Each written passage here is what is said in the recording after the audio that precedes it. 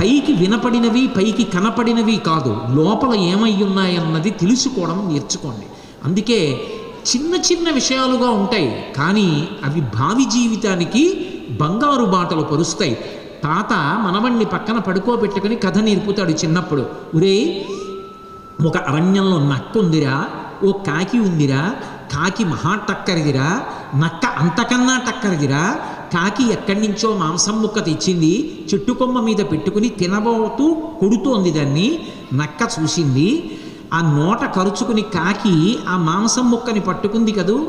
నక్క వెళ్ళి కాకి బావా నువ్వెంత బాగా పాట పాడతావో అంది. నక్క బావ పొగిడిన పొగడ్తకి లొంగిపోయిన కాకి పాట పాడదామని కా అంది. ఆ చంపుటములు తెరుచుకోవడంలో మాంసం ముక్క కింద పడిపోయింది, నక్కెత్తుకుపోయిందిరా అంటాడు. మనవడు చప్పట్లు కొట్టి పడుకుంటాడు.